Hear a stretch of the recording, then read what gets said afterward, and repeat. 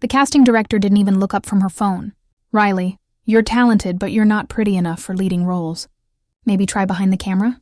I was 24 after my 100th rejection.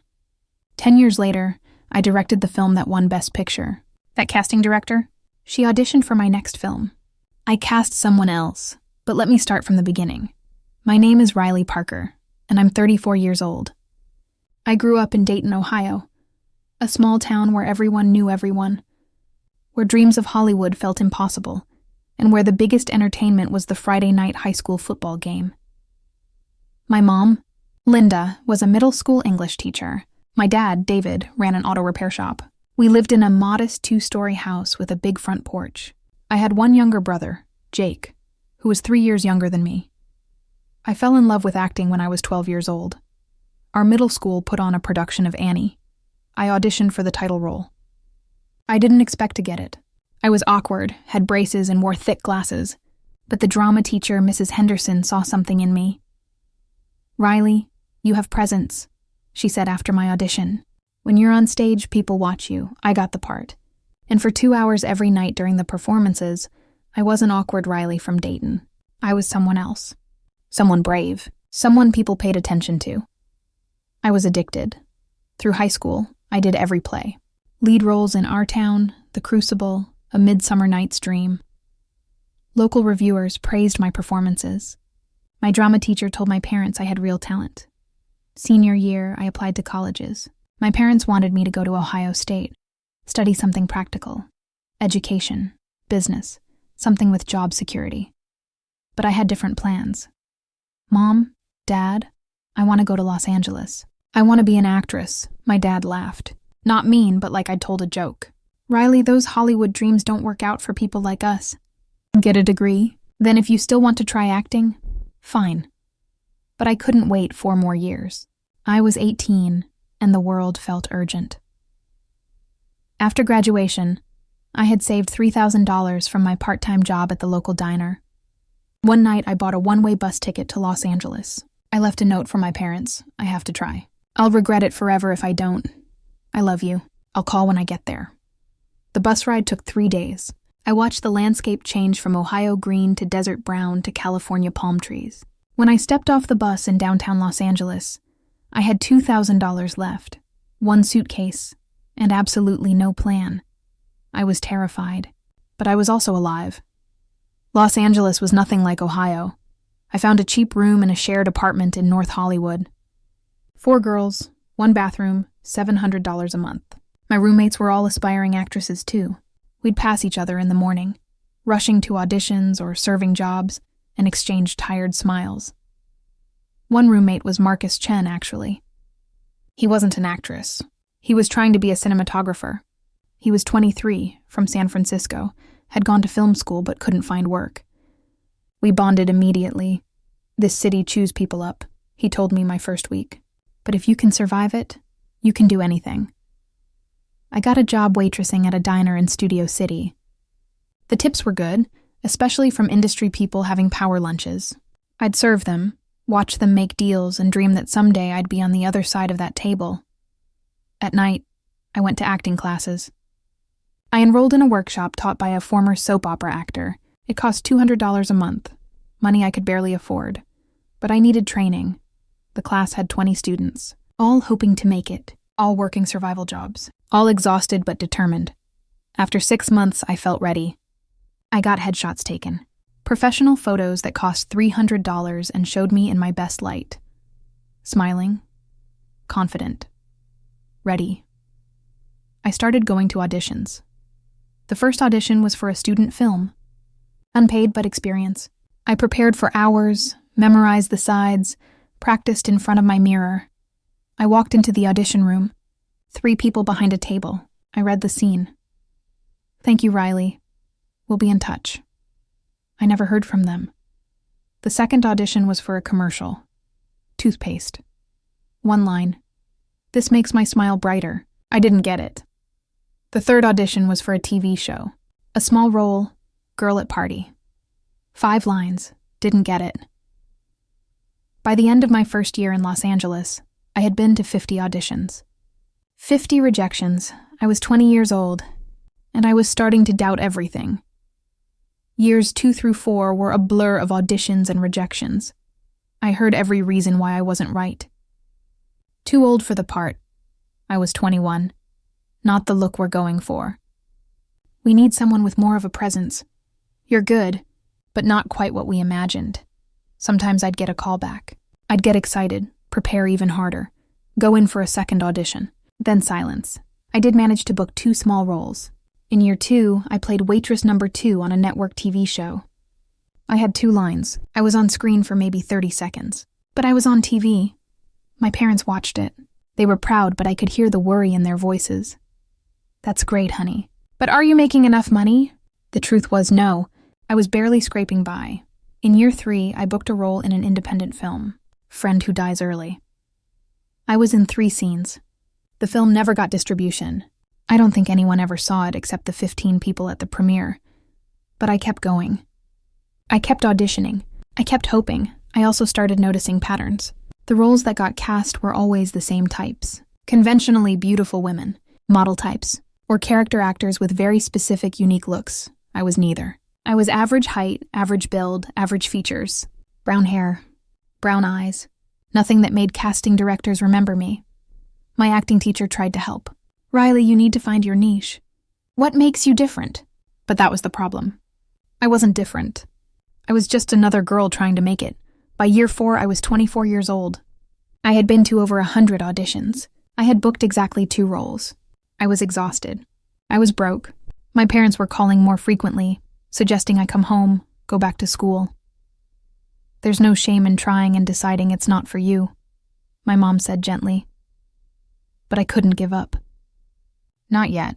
Then came the audition that changed everything. It was a Tuesday in March. I had been in Los Angeles for 6 years. I was 24 years old. The audition was for a small independent film. Not a lead role, not even a supporting role. Just a side character, woman at coffee shop.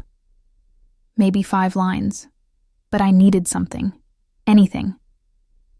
I prepared like it was the lead role in a major film. The audition was in a small office in Burbank. I arrived 15 minutes early, sat in the waiting room with 3 other actresses. All looked like models, my name was called. I walked in.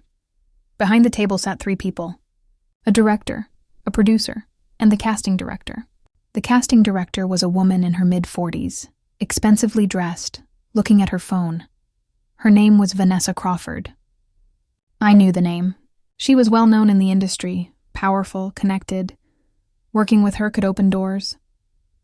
Riley Parker? She asked without looking up. Yes. Whenever you're ready. I read the scene. I put everything into it. Every technique I'd learned. Every ounce of emotion I could muster. It was just 5 lines about ordering coffee, but I made it count. I finished. Silence. Vanessa finally looked up from her phone. Riley, is it? Yes. How old are you? 24. How long have you been in LA? 6 years. She nodded slowly, evaluating me. 6 years. Let me be honest with you because nobody else will be. My stomach dropped. You're talented. I can see that. You've got decent instincts. But this industry is about more than talent. It's about the look. And you... She paused, looking me up and down. You're not pretty enough for leading roles. You're not interesting enough for character roles. You're just... average. Forgettable. I felt like I'd been slapped. My advice? Vanessa continued, almost kindly. Try behind the camera. Maybe production work. Assistant directing. Anything but acting. Because this path, it's not going to happen for you. The director and producer said nothing. They just looked uncomfortable. Thank you for coming in, Vanessa said, already looking back at her phone. I don't remember walking out. I don't remember getting to my car. But I remember sitting in the parking lot, in my beat-up old car that was always breaking down and sobbing. Not pretty enough. Average. Forgettable. 6 years of work. 6 years of rejection. And someone had finally said out loud what I'd been afraid was true. I drove home in a daze. Marcus was there, editing something on his laptop. How'd it go? He asked. I told him everything. The whole brutal conversation. Marcus looked furious. Vanessa Crawford is known for being a terrible person. She's cruel to everyone. Don't listen to her. But what if she's right? I said quietly. 6 years, Marcus. 2 roles? Maybe I'm not good enough. Maybe I'm not pretty enough. Maybe I should just go home. That night, I couldn't sleep. I lay in bed, staring at the ceiling, replaying every audition, every rejection, every time I'd been told I wasn't right. Around 3 a.m., I got up. I pulled out old videos on my laptop, high school plays, acting class scenes, student films. I watched myself, and I realized something. I was good. I knew I was good. But Vanessa was also right about one thing. This industry didn't want me in front of the camera. So what if I went behind it? Not as an assistant, not doing someone else's vision, but creating my own. That night, I made a decision that changed my life. I would stop trying to be in films. I would start making them. The next morning, I told Marcus my plan. I want to learn to direct. I want to make my own films. He stared at me. You're serious? Completely. Will you teach me? Marcus had gone to film school. He knew cameras, lighting, editing. Riley, it's not easy. It takes years to learn. I have time, and I'm done waiting for someone else to give me permission. We started that week. Marcus taught me how to use a camera, basic composition, lighting, sound. I watched YouTube tutorials. I read books. I absorbed everything. I stopped going to acting classes. I stopped going to auditions. I focused entirely on learning filmmaking. My first short film was terrible. 5 minutes long, shot on Marcus's camera, about a woman sitting alone in a cafe. No budget, no plan, just experimenting. But I finished it. The second one was better. The third one, I actually wrote a script first. By the fourth short film, I felt like I understood something. I understood storytelling. I understood how to communicate emotion through visuals, not just performance. My fourth film was called Invisible. It was about women who society overlooks. Women who are told they're not enough. It was 15 minutes long and cost $3,000, my entire savings. I submitted it to festivals, 20 festivals, 19 rejections, but one small festival in Austin accepted it. Marcus and I drove to Texas. The film screened in a tiny theater to maybe 50 people. When it ended, there was applause. Real applause. Afterward, a man approached me. Riley Parker? I'm James Rodriguez. I'm a producer. I really enjoyed your film. We talked for an hour. James had produced several independent films. Small budgets, but real distribution. Have you thought about a feature? He asked. I don't have funding for a feature. Neither did I when I started. Let's talk. Over the next year, I wrote my first feature screenplay. It was called Unseen. It was about an actress who gets rejected over and over, who finally decides to tell her own story by directing her own film. It was meta. It was personal. It was every feeling I'd had for 6 years. Marcus read it. This is good, Riley. Really good. Now I just need money to make it. We calculated. Bare minimum, $150,000. I had nothing. Marcus had nothing. James had connections, but not that kind of money. I started a crowdfunding campaign. Posted on every social media platform. Told my story. Former actress turned director. Trying to make her first film. We raised $30,000. More than I expected, but not nearly enough. James found small investors. People who believed in independent film. We pieced together $120,000. It wasn't enough. But I learned that if you're creative, you can do more with less. We shot the film in 18 days. I wrote, directed, and edited. Marcus was cinematographer. Sarah Mitchell, a friend from my acting class days who had also struggled to book roles, played the lead. The crew was 15 people, mostly working for deferred pay, hoping the film would pay off later. It was the hardest 18 days of my life. 16-hour days. Problems constantly. Equipment breaking. Actors getting sick. Budget running out. But on day 18, we got the final shot. I called cut for the last time. The crew applauded. Marcus hugged me. You did it. You actually did it. Post-production took 6 months. Editing, sound design, color correction. I learned all of it. I couldn't afford to hire people for everything, so I taught myself. Finally, we had a finished film. 105 minutes. Rough around the edges, but honest and powerful. We submitted to festivals. 40 festivals. We got into 3. Small ones. Nothing prestigious, but it was a start. The first screening was in a 200-seat theater. About 150 people showed up. Marcus, Sarah, and I sat in the back, terrified. The film played. People laughed at the funny parts. They were quiet during the emotional scenes. When it ended, there was silence for a moment, then applause. Standing ovation. I started crying. Sarah grabbed my hand. Marcus was filming us on his phone. A film critic from a local paper approached me after. That was special. I'm going to write about it. The review came out a week later. A new voice in cinema. An unknown director, but one worth watching. The film got limited distribution. It played in 20 theaters across the country, made $50,000 total. Not much. But for a first film with no stars and no budget, it was something. More importantly, people in the industry started noticing. My second film came together faster. A small production company offered $500,000. I wrote a bigger story, The In-Between, about a woman struggling with identity, trying to figure out who she is versus who the world expects her to be. I cast Sarah again in the lead. But this time, I also cast a recognizable actor in a supporting role, someone who brought legitimacy. Their agent took a chance on me. We shot for 4 weeks. Better equipment, better budget, but same spirit. The film got into bigger festivals. One of the major ones. I won't name it, but it was prestigious. The screening was in a 1,000-seat theater. Sold out. Industry people everywhere. Agents, producers, studio executives. The film played. When it ended, the applause was thunderous. Standing ovation that lasted 5 minutes. Distribution offers came in immediately. A proper theatrical release. Streaming deals. The film made $2 million. For an independent film with a budget under $1 million, that was a success. Critics called me one of the most exciting new directors in cinema. I was 31 years old. 7 years after that brutal audition with Vanessa, and I was being taken seriously. A major studio approached me. We have a project. Big budget. Interested? The studio wanted me to direct a film with a $10 million budget. Proper marketing, wide release, everything I'd dreamed of. But there was a catch. They wanted script changes. Make it more commercial. Add a love interest. Change the ending to be happier. These changes will help it reach a wider audience, the executive said. I read the notes. Every change made it more generic, less personal, less me. I appreciate the offer, I told them. But I can't make those changes. This isn't the story I want to tell. They pulled the offer. Marcus thought I was crazy. Riley, that was $10 million.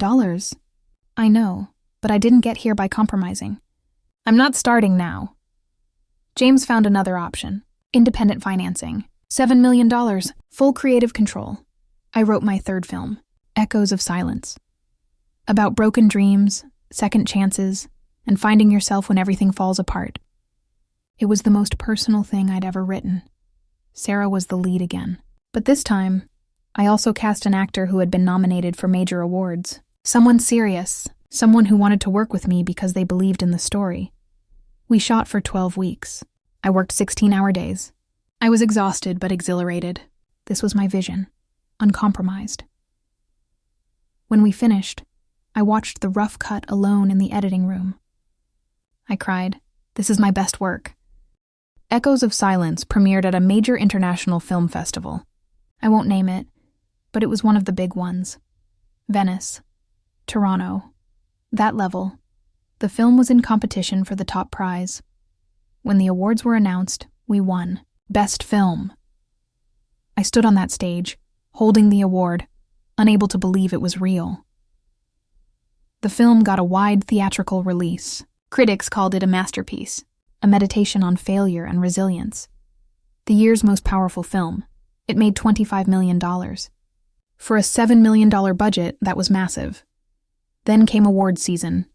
The film was nominated for everything. Best Picture, Best Director, Best Screenplay. 7 major nominations total. The big ceremony was in February. I bought a simple black dress. Nothing flashy. That wasn't my style. Marcus, Sarah, and James came with me. We sat together, holding hands, barely breathing. The Best Director category came up. 5 nominees. I was the only woman. The presenter opened the envelope. And the winner is Riley Parker, Echoes of Silence. I didn't move. I couldn't process it. Sarah pushed me. Go, you won! I walked to the stage in a daze, accepted the award, looked out at thousands of faces. I gave my speech. 10 years ago, someone told me I wasn't pretty enough to be in front of the camera, that I should try behind it instead. I'm not going to thank that person, because I don't owe anything to people who don't believe in me. But I do want to thank everyone who did believe, my crew, my actors, my family, and to anyone who's been told they're not enough. Sometimes the most powerful place to be isn't in front of the story. It's telling the story. The applause was deafening. Later that night, the film won Best Picture too. I went back on stage with my entire team. We held the award together. Sarah was sobbing. Marcus was sobbing. I was smiling, feeling like this couldn't be real, but knowing it was. A year later, I was preparing my next film. Big studio backing. $15 million budget. A story about female astronauts breaking barriers. I was casting the lead role. I needed someone strong, authentic, talented. Someone who could carry the film. My assistant Emma came into my office one day. "Riley, there's an interesting name on today's audition list." I looked. Vanessa Crawford. I froze. Vanessa Crawford? The casting director? Former casting director, Emma corrected. Apparently she's trying to transition to acting. She's had trouble finding work. She specifically requested to audition. I stared at the name. 10 years disappeared. I was back in that room. That phone. That voice. Not pretty enough. Average. Forgettable. "Let her audition," I said quietly.